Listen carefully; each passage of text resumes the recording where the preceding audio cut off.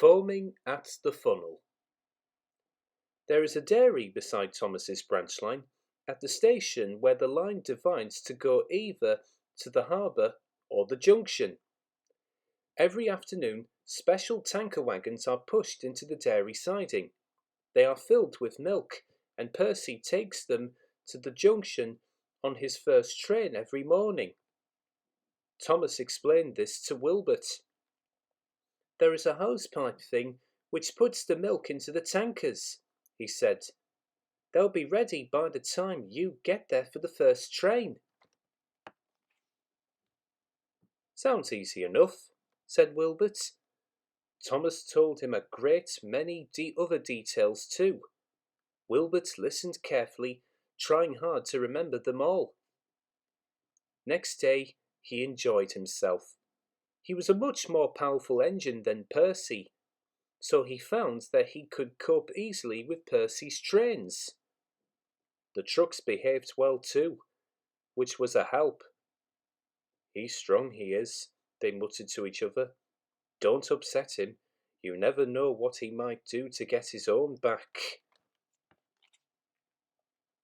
One day, Wilbert took loaded stone trucks to the harbour. On his way back with empty ones, he stopped at the station by the dairy and pushed the empty trucks into a siding. He left them and set out towards the junction, pulling just a few vans. "Right," he thought happily, "I leave these vans at the junction and bring the empty tankers back. Then, when those are put into the dairy siding, I take the stone trucks on to the top station." They met James at the junction. James knew who Wilbert was, of course, and asked how he was getting on. Wilbert chattered excitedly about the jobs he had been given to do that day. "Sounds as if you're enjoying yourself," James said, "but it's best to take things slowly at first." And he puffed away. Wilbert continued his journey and reached the dairy station easily. But his fireman was worried about water. "We should have filled up at the junction," he said, "but you were busy chatting to James. Never mind, we'll get water here." The tankers were at the end of the train, so all Wilbert had to do was to push them into the dairy siding. Then he drew forward and stopped beside the hosepipe.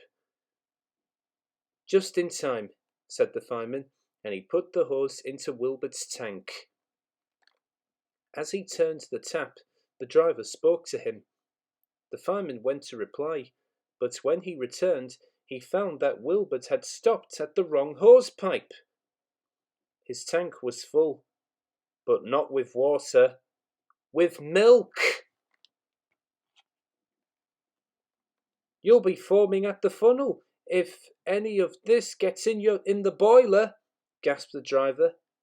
Quickly, they put out Wilbert's fire, and the fireman telephoned for help. Thomas came as soon as he could and pulled Wilbert back to the top station. Wilbert's tank was emptied and was given a throughout clean. Next morning, he was quite all right again. "You and Percy make a fine pair," laughed Thomas. "He had the porridge, and you had the milk."